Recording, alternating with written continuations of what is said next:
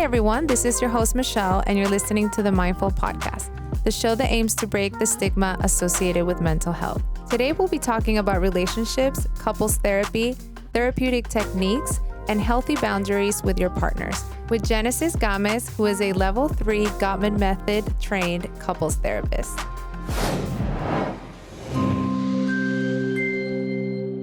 Hi, everyone. Welcome back to the Mindful Podcast. Today we have Genesis Gomez with us. How are you, Genesis? I'm well, thank you. Welcome to Mindful Podcast. Yay, thank you for having me. Thank you for coming.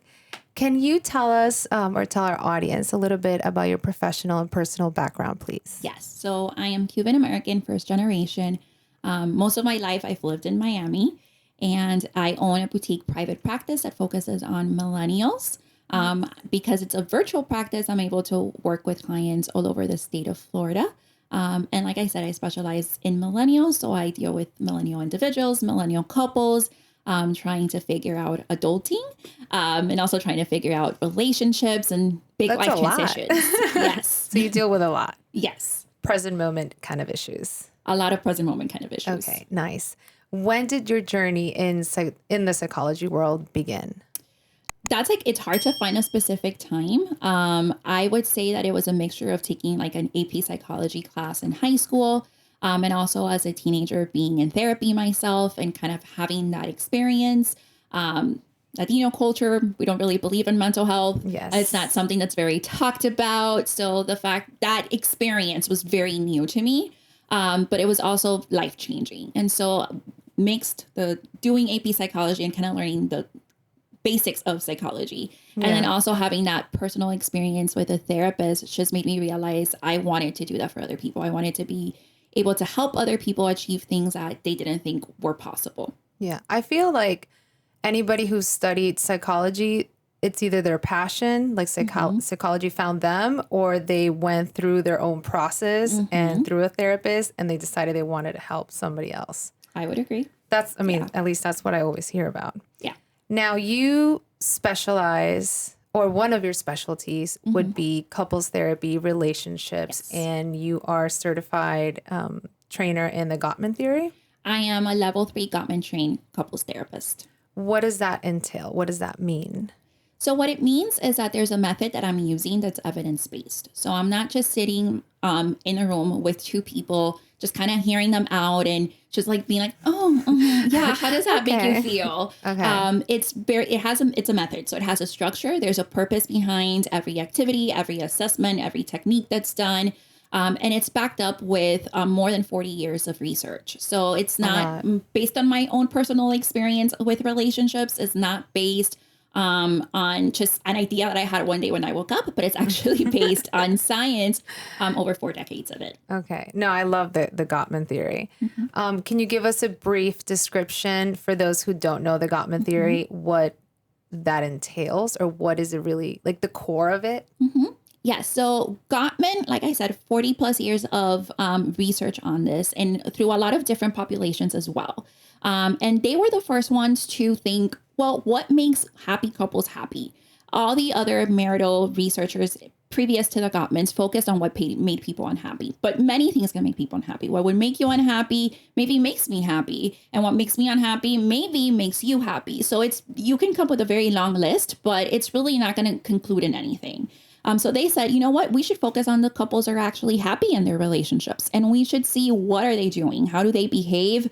What is their dynamic like? And that's basically what the research focused on. So I think one of the main tenets from their theory and as a result of their research is the marital sound house. And basically it's a house. So it's like the diagram or the picture of a house, and the walls, every level of the house from the basement to the attic. It's a part of a relationship, right? So a part of the relationship is trust and commitment. A part of the relationship is also what they call rituals for connection. How do we stay connected? How do we make sure that in the crazy of everyday life, we still make a time to talk, to feel connected? There's conflict resolution. In every relationship, there's going to be some degree of conflict. How do we go about resolving the conflict? There's also like being able to be each other's cheerleaders. So if I have my personal goals and my partner has their personal goals, how am I trying to support them and how are they trying to support me? So it's all basically the anatomy of a relationship. All relationships have the same anatomy, kind of like most human beings, we have the same anatomical parts. But some parts work better than others depending on the relationship and what our strengths and weaknesses are. Yeah. So every relationship's different. So they all have this house, and my third floor might be broken, but some other couples' second floor might be broken. Exactly. Right. And then you would just focus on that house and reinforce the positive of all the other departments. Basically. So when I meet with a couple, we do an assessment. Part of the assessment is online, so it's actually fill in multiple choice. And then the other assessments, me meeting with them together and meeting with them with each of them individually. And so what I'm gathering there is really how are each level of the house? How are the walls? How is the basement? How is level 3? All of the levels of the house, I'm trying to figure out which ones are strengths, which ones are weakness. And so in our sessions together, we're going to focus on the weakness. We're going to learn new techniques, new tools that are going to help strengthen those areas. And then we're definitely going to encourage them to continue doing what they're doing in the areas that are strong. Yeah, you don't want to touch the ones that are not those broken. are good. We can skip that part. Interesting. And I wanted to ask you, why do you think people take so long to actually seek therapy, or at least couples? I think there's a lot of stigma. I mean, there's a lot of stigma to mental health, but then I think there's like subgroups that are even more stigmatized. And I think marriage therapy, relationship therapy is definitely very stigmatized. I think that people, and this is something I hear from my clients a lot, is that they always fear that if they sat across from a therapist together, the therapist would tell them that they should get a divorce or that they should split. And that definitely shouldn't be happening. It's not the therapist's place to say that. You may realize that in the process of therapy, and that's a little bit different, but it's never the place of a therapist to suggest that. So that would be very unethical. And that's definitely not the point of couples therapy. But I think that's a huge, huge fear that people have. And I think it's also just not talked about. I think, like on social media or even like when you meet up with friends you haven't seen in a while, everyone talks about the good things. Oh, like we went on vacation and it was a super romantic getaway or like, all the positive things. Yes. But no one actually talks about the struggles. No one talks about the vulnerable conversations. No one talks about the hurdles that we have to get through in a long-term relationship. That's true. And at least in my experience, the people that end up going to couples therapy, it's like the last resort as well. Do you see that a lot? I see that a lot. I wouldn't say it's 100%, but I definitely say that it happens more often than it should. And it's really sad because I think sometimes it's hard when there's so many years of resentment harbored. And if maybe they would have come like 5 years earlier, it could have been a much different journey. Yeah. And I'm interested to know, what are some of the main reasons why they end up in your therapy space? Like, why do they end up seeking couples therapy? So there's a few. I would say that there's a lot. Yes. Where do I start? Well, the most common ones. Some of the most common would be parenting, and just having maybe different perspectives on how to parent a child, what kind of boundaries to set, how involved maybe extended family should be in the parenting of a child. So that's definitely a really big one. I would say finances is also really big. Usually you get people that give a different meaning to money. They fall in love and decide to get married. And so figuring out and respecting each other's meaning for money can sometimes be a little bit difficult. Wow. I would say another one is just overall boundaries with extended family. Whether there's kids involved or not, can also be a touchy subject to be able to navigate on their own. And I would say also, two more. I would say sex and the division of like household chores. There's usually one that feels it's doing more than the other, and that can also create some resentments. Interesting. I noticed, and correct me if I'm wrong, you didn't notice trustfulness or like cheating. Is that not as common as people portray it to be? I would say it's not as common as people portray it to be for the couples that come to therapy. It doesn't mean that it doesn't happen. But for the couples that are seeking help, it's not super common. It does come up, and it might be, I have trust issues just because I've experienced cheating in previous relationships, but it's not necessarily a problem in this relationship other than that's creating anxiety for me. But I would say that most of the couples that seek help, they don't necessarily have like a high incidence of infidelity, which I think also that ties to why couples may not seek help. Because I think couples wait for the last minute or think something like a bomb has to happen in our marriage, kind of like cheating, for us to seek help. Otherwise, it's not that big of a deal. Like, we can continue to fight and scream at each other and like, it's going to be fine. They normalize it. Yes. Right? At some point where they become to that toxic level. It's Yes. just Like, the this norm. is just normal. Yeah. So you mentioned it could be trust, not just from being unfaithful, but maybe they were in unfaithful relationship before the current one. Yes. What are some ways that you or that particular couple can maybe regain a little bit of the trust? Maybe some techniques or how do you help them with that issue? So I like the concept of the couple bubble. And the idea is that our relationship should be in a bubble, and the bubble protects our relationship. We both design that bubble, so we decide what that bubble is made of. And we're both also responsible for the maintenance of that bubble. If there's not some form of maintenance, the bubble will eventually explode. So we need to make sure that we're maintaining it. And so what that bubble means is boundaries that we're going to set with ourselves, even with our partners, but also with the external world. And so creating that couple bubble means having conversations of the things that we feel comfortable with, the things that make us uncomfortable, and what can we do to help our partners feel more comfortable in this relationship. Okay. And how many out of 10 times does that work? Well, you see an improvement, I'm sure. I think it works 10 out of 10 when both partners are committed to maintaining that bubble. Yeah, that is key. And when it comes to trust, if they're both putting input and they're both participating in that bubble. And I like the way you say it can be anything that they want. So everybody could have a different bubble. Absolutely. So I think that's very important. Because what I don't want to use the word tolerate, but what I might like or not like from my partner might be different from my friends' likes and not likes. So you definitely can't compare. Shouldn't compare. You should definitely not compare. Every relationship is different. And so I think that's why it's important that there's multiple conversations about what do I need in this bubble? What do you need in this bubble? And how can we commit to following through with that? And I think it's also important to think that maybe the bubble that worked for you when you were dating, the bubble that worked for you at the early stages of your relationship might not work later on in a different season of your life. Yeah. And you treat millennials. Yes. So I'm sure the issues now are way bigger than back in the day. I don't know if they're way bigger, but I definitely think there's some unique issues to being a millennial. Like, for example, now we have social media. Yes. Yes. That's all I'm going to say. That is one of the unique ones. So I feel like that's a big one. Everybody has different definitions of being unfaithful, right? Yes. And so I might think, you giving a like, it's disrespectful. And then another girl might say, no, well, they're not even talking. Talking would be cheating or and then meeting what's talking? Exactly. So how do you deal with the present issues like social media when you see your couples?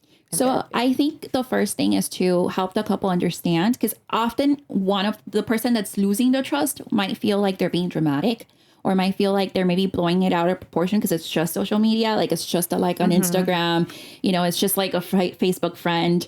And so they might think like, I'm blowing this out of proportion. Maybe I shouldn't have these intense feelings about this. So I think it's helping the couple understand that social media is not like an altered universe.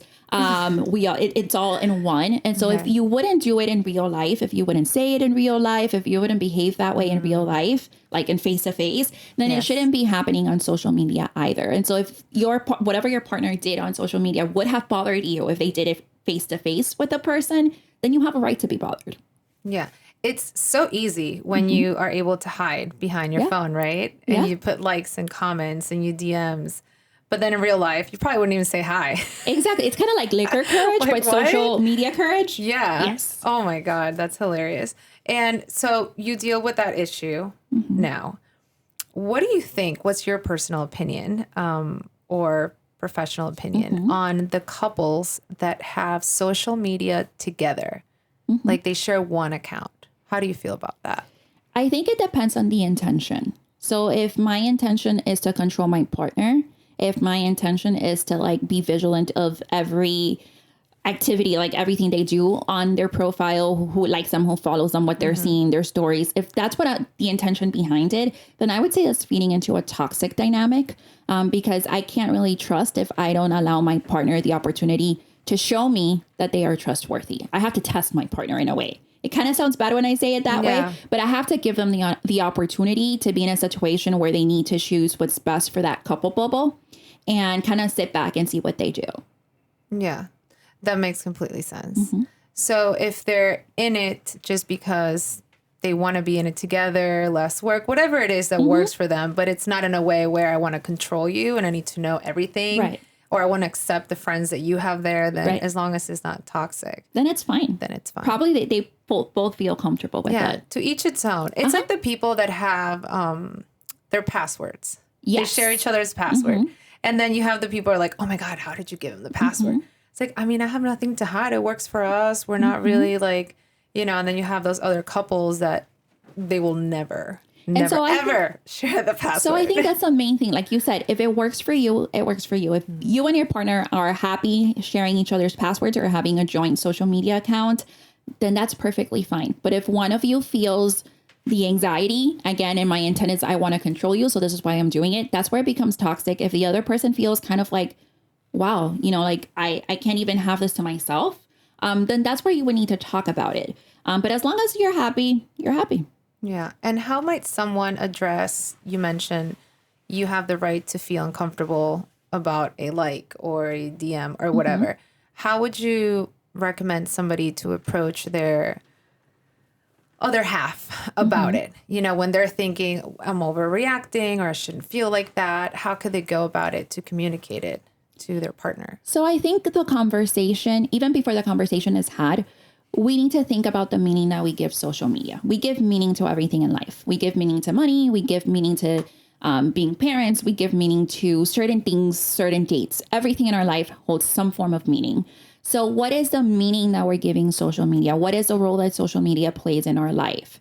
Maybe you just use your social media to stay in touch with family, and you just like post photos of like your kids and your pets, and it's just for your family to like know what's going on in your life. Maybe your family lives far away, and that's kind of the way of keeping connection. You don't really care about making new friends. You don't really care about getting likes. Like you don't really care about that stuff. It's just connection with family. Sounds like me. I'm like, I don't care about likes. So that's the meaning for you. For other people, I think especially this day and age, they may be using social media for work purposes. And so they have to have like a public account and they have to be posting and the algorithms, because this might be the way that they get clients in the door. And so it translates to business, success, money, etc. So I think understanding what the meaning that I give to social media is important. And then when I have that conversation with my partner, I would want to understand the meaning that they give social media. I don't want to assume it. I want to understand. And I think if we talk about the meaning, then we might be able to better understand why they spend so much time on their phone, or why they are so concerned about likes, or why they post what they post. And we just are able to better understand how they use social media. And once we have that down packed, then is where we would talk about boundaries. Okay. And very important. Yes. Continue, please. And so boundaries may sound like, do we change our status on Facebook? Is that something that's important to us? Maybe, maybe not. Yeah. Would you want me to post you on social media? Is that something that's going to help you feel more secure and build trust? Maybe that is very important to you. Maybe you don't care. Maybe you don't want other people to know about your life and your relationship. So you would actually appreciate that your partner didn't post anything about the relationship.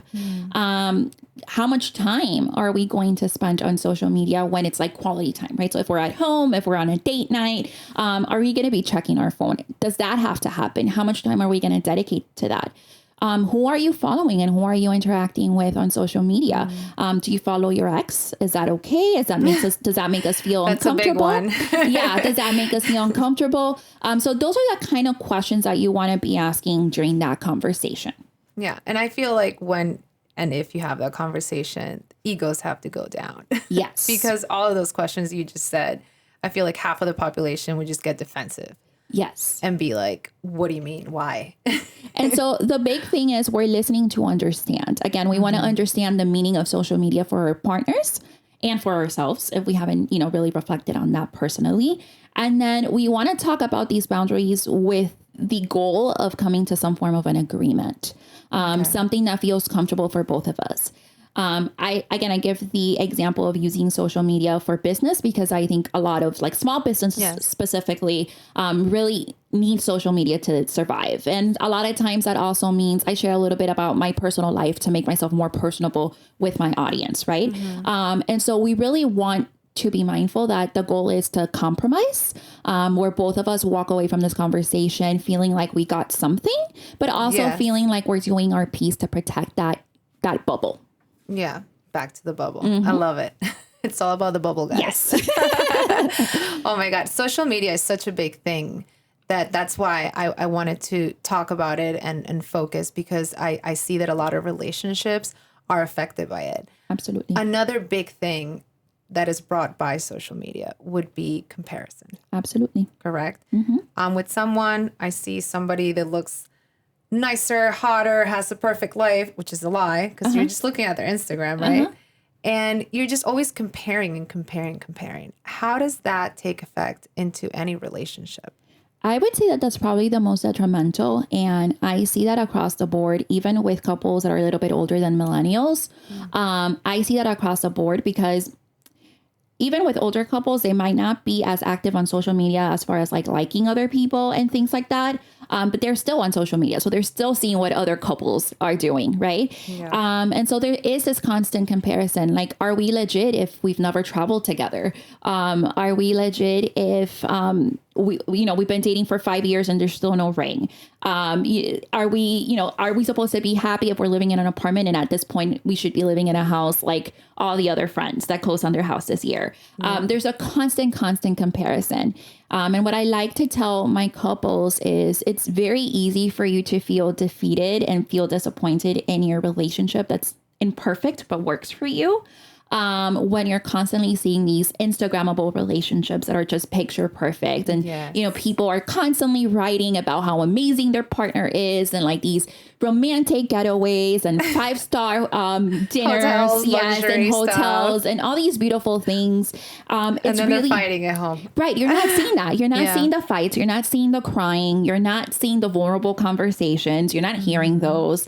You don't know what challenges they've had to accomplish. And it's not to say necessarily that people are faking it. Some of those people might be very much in love, but you're not seeing the behind the scenes. Yeah, you're not seeing the process of what it takes to get to that level. Absolutely. You just think it's all butterflies and flowers. Right. It's just like magically this wonderful relationship happened for them. Yeah, and they've been going to therapy for 3 years. Exactly. It works. They're working at it, but they're still putting work into it. They just make it seem so easy. Exactly. So I think it's really important that we don't compare, and this is a term that Gottman uses, a good enough relationship, that we don't compare our good enough relationship to the Instagrammable relationships we're seeing. That makes sense. For many reasons. Yes. What are some ways that couples or people in general can navigate social media in a positive way?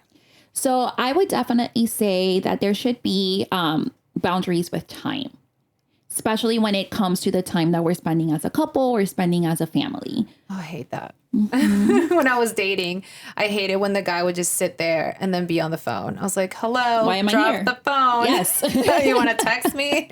Next.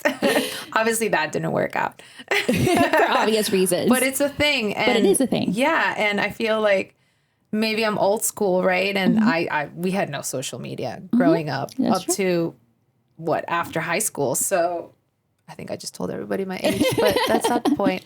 But yeah, I'm okay with just putting my phone away for a little bit. But then I have other times that I catch myself just doing and doing. And for some people, they're just growing up with the social media. Well, yeah. They don't know how to stop. I think even when I think about the next generation, Gen Z, they don't know a life without social media. Oh, that's going to be worse. Yeah, that's going to be like a whole other animal. I have a 12-year-old and I already have to fight with him over the iPad and the cell phone. If you take it away, I believe it's like, oh my God. And you're like, you're gonna be fine. You're gonna survive. I need it for emergencies. What emergencies? You're with me. You're in school. School will call me if there's an emergency. I am in your emergency contact. You will be fine. I'm like, what? Oh my God, these kids nowadays. It's crazy. So I think it's definitely going to be interesting. when they are in their like 20s and kind of in this different phase of life. But definitely putting some boundaries with that quality time. And always having this conversation of what we feel comfortable with and what we don't. Because like I said at the beginning, that couple bubble may shift in different seasons of our relationship. So we don't want to think that because we sat down one day and we had a conversation and we agreed on something, it's going to be like that until death do us apart. Yeah. And that's very important because, I mean, I don't know about you, but people that last a long time, in my experience, are people that are able to communicate. Yes. Is that true? False? Communication is very important. Yes. Communication leads to connection. And when there's a lack of communication, we become strangers. That's true. Yeah. I mean, what would you say it's the key of a long-lasting relationships besides communication? Is there anything else? I think it's like a salad. Okay. And so I think there's many things. I would definitely say that communication is probably one of the most critical ones.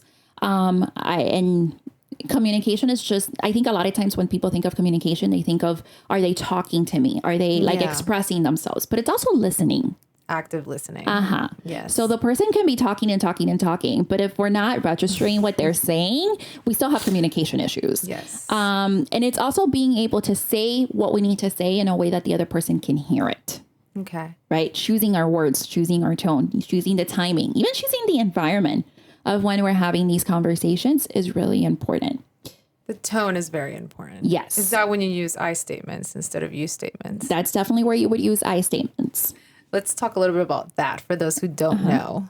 Never point somebody or your partner and say, you this, you that, right? You're supposed to say, I don't feel comfortable doing this. You focus on your experience with the situation, not on your partner, because anything that you say in regard to your partner is really making an assumption.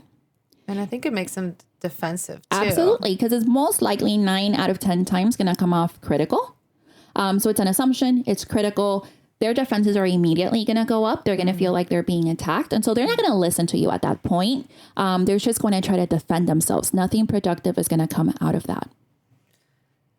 Once we already discussed positive ways we can do social media, and we also discussed negative things like comparison and the time and doing a joint account. It could be toxic.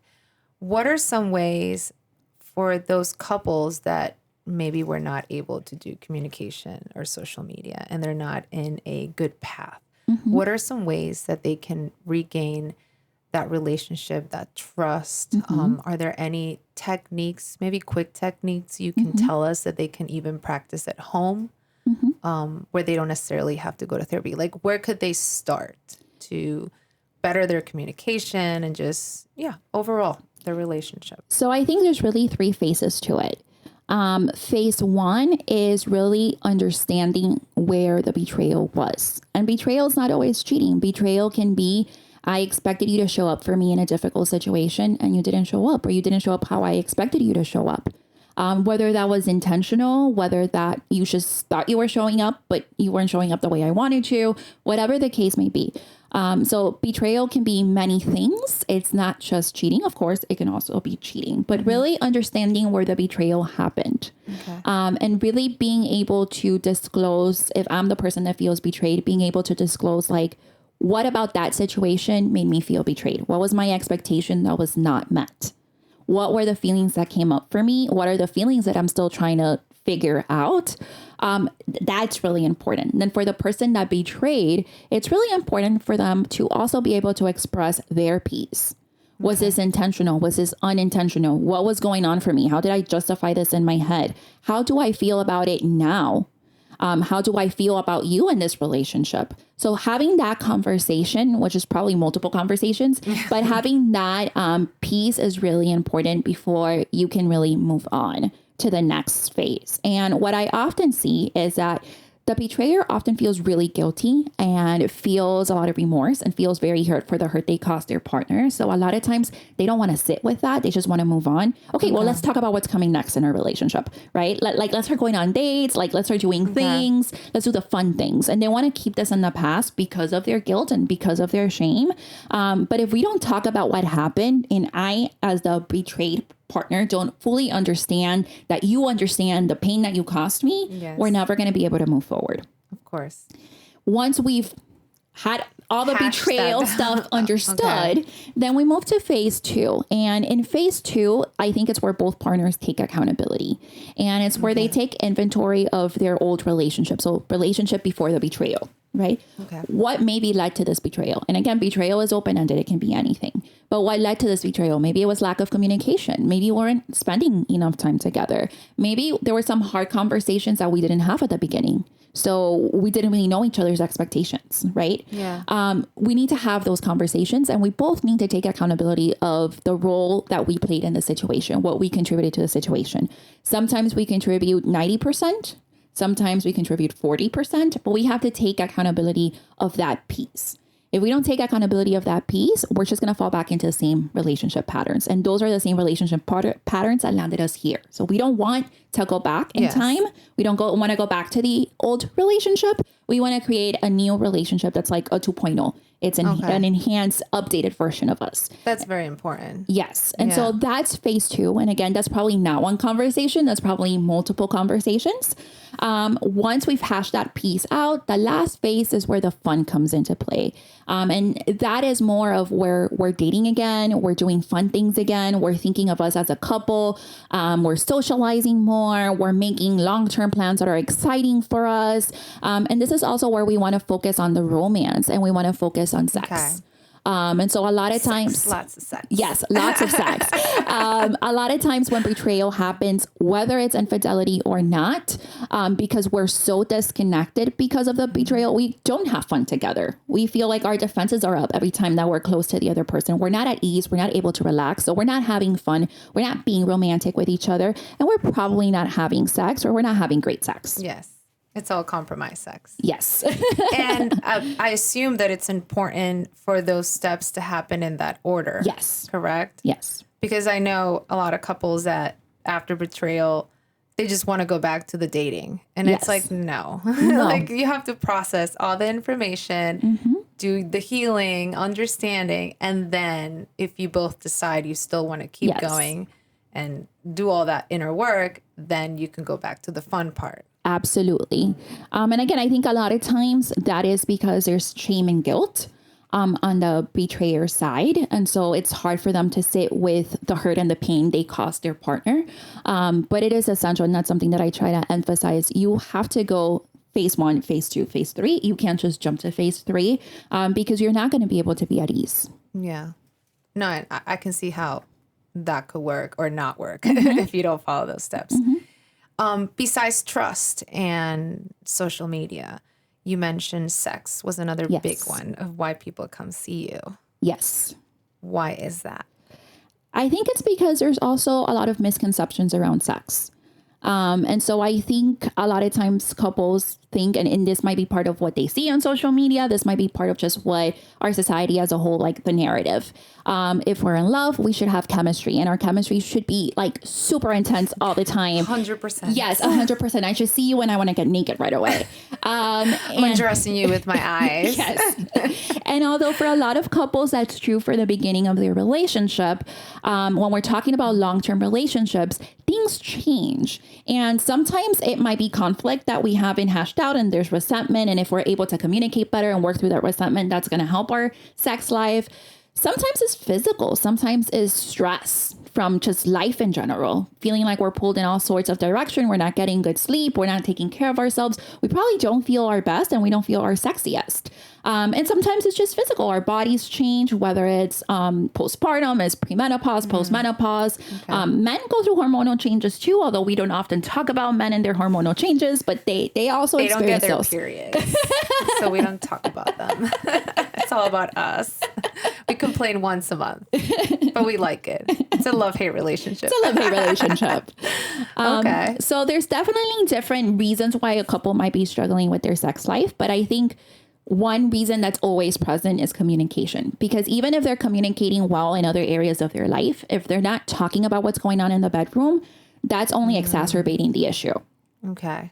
If that makes sense. Yes. So they have to talk about it. Exactly. They have to make the uncomfortable or have the uncomfortable conversation about sex. Yes. Okay. And which ways can couples, or what steps can couples take for them not to get to that point of the relationship? Or is it inevitable that at some point they can go through sex issues? I think it's probably very common that most couples will go through some form of sex issues in their lifespan as a couple, just because a lot of things can trigger those, right? From like our own trauma, our own struggles with like anxiety or depression, medication we may be taking, hormonal issues, so many different causes. So I think at one point or another, it can happen. Now, it doesn't have to feel catastrophic if we are used to having conversations about sex, if we're used to giving each other feedback, if we're used to talking about what feels good, what doesn't feel good. And if we understand the meaning, I go back to meaning, if we understand the meaning that we give sex and the meaning that our partner gives sex. Very important. I feel like some people don't know their own meaning either. So that might just make it a little harder. So really sitting with that and reflecting on that. What does sex mean to me? Yeah. Is it purely emotional? Is it a way of me getting approval? How is it a way of getting attention? What does sex mean to me? I think it's important that we reflect on that and then try to have that conversation with our partner. Yeah. Very important. I'm taking notes here. Oh my God. It's been a wonderful conversation. I wanted to ask you one last thing though. Yes. What could be, out of the Gottman techniques, what could be an easy to go to techniques for all types of relationships to maybe better their communication as partners? So probably my favorite one to teach, and I think the one that my couples tend to love and can tend to implement even when they stop seeing me, is the State of the Union conversation. And so like the State of the Union, it's basically focused on what's going on in our relationship. And it's a conversation that's had once a week. I recommend that couples choose a day and a time that works best for them so that it's just part of their routine. It's not something they have to even think about. It can be like on a Sunday morning having your coffee outside. It can be on your weekly date night. It can be whenever makes most sense for that couple. But I like for them to like put it in their calendar and make it a thing. And so what's happening in the State of the Union conversation is that we're talking and giving each other feedback on the last week. Oh, interesting. So we're going to start the conversation by sharing appreciation. And so I'm going to say 5 things that I appreciate from my partner that my partner did that week.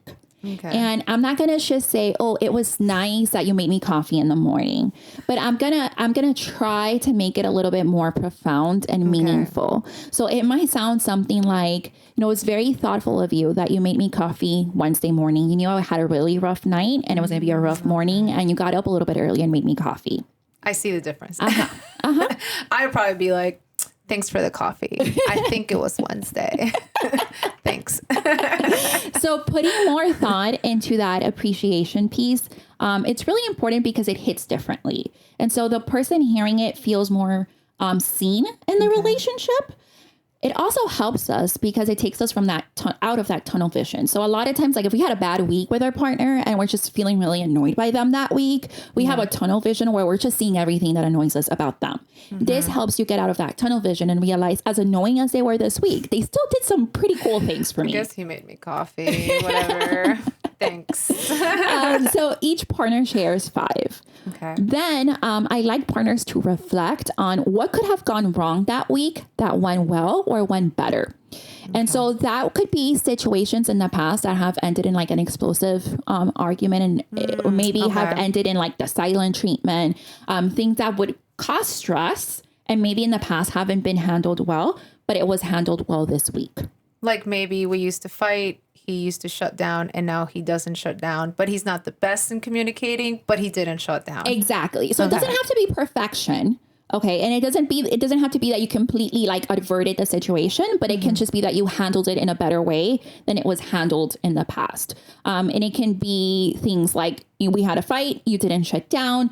You didn't communicate everything I wanted to know, but you didn't walk away. The door. Exactly. Okay. Maybe it could have been like kids were sick. And maybe that's really stressful because they're waking us up in the middle of the night. And so usually when that happens, maybe one of us gets pissed at each other because we're sleep deprived, but we were able to navigate that this time without getting into fights and being more of a team. Okay.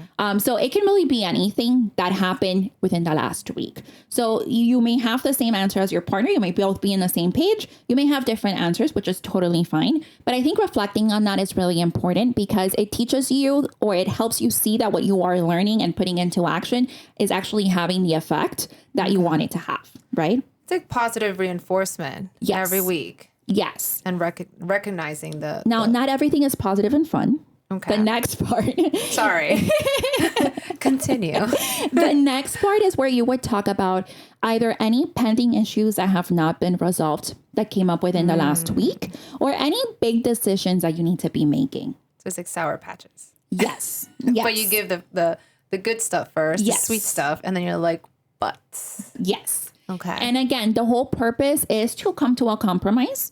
So we don't want to get back into the fight. We just want to talk about it and better understand our different points of views, maybe what triggered you, what triggered me, and then what are we going to do about it? How are we going to handle this differently when it happens again?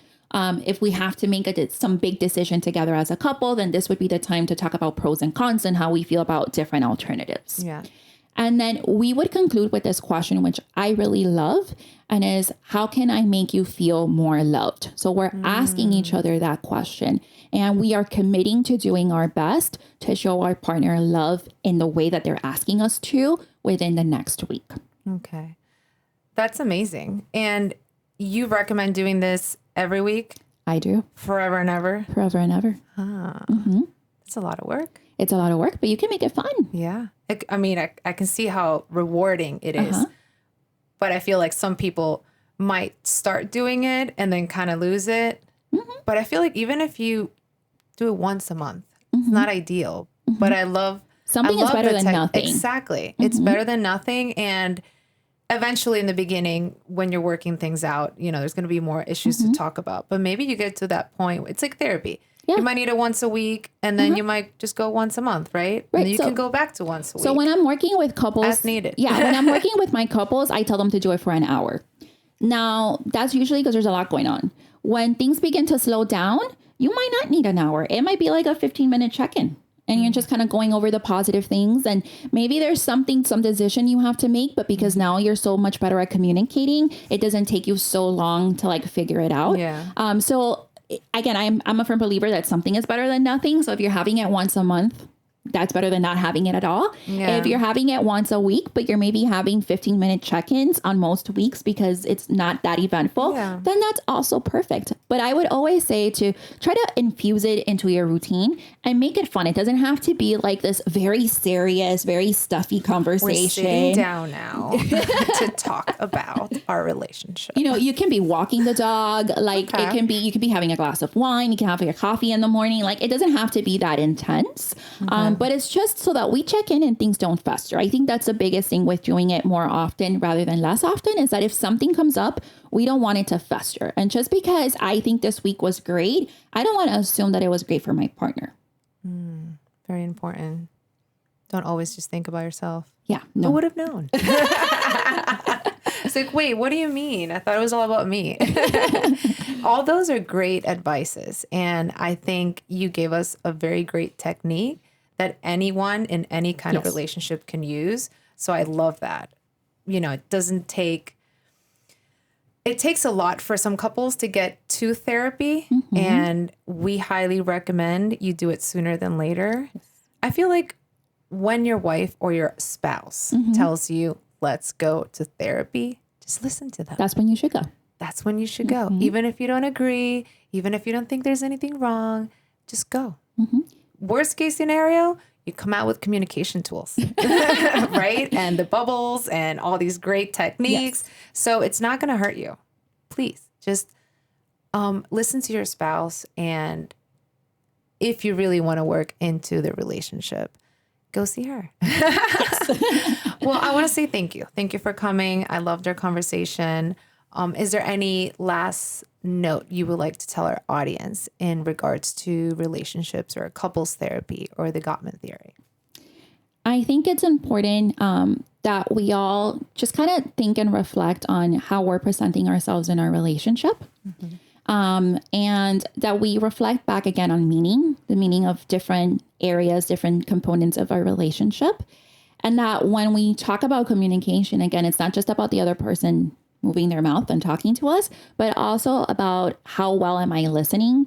And am I still listening when what they're saying I don't like, right? Yeah. Am I still open to sitting with that, hearing that out, and trying to understand their perspective? I would say that's really important. And kind of like you said, even if you don't think that there's anything wrong with your relationship, if your partner has concerns, guess what? You have relationship problems. Yeah. It's not a one way. Mm-hmm. Your spouse is mad, guess what? You're mad. At least that's how I work. If I'm not having a good day, you're definitely not having a good day. No, I'm kidding. That's toxic. Don't listen to me. Listen to her. Oh my God. Well, thank you so much. It was lovely to have you. You're Again, very I loved our conversation. This was so much fun. It's been so insightful, and I hope our listeners have learned many different techniques that hopefully they can implement in their own relationship. Where can they find you? I can be found on Instagram. My handle is @themiamitherapist. You can also check out my website, healingconnections-therapy.com. Thank you guys for listening, and don't forget to like and subscribe.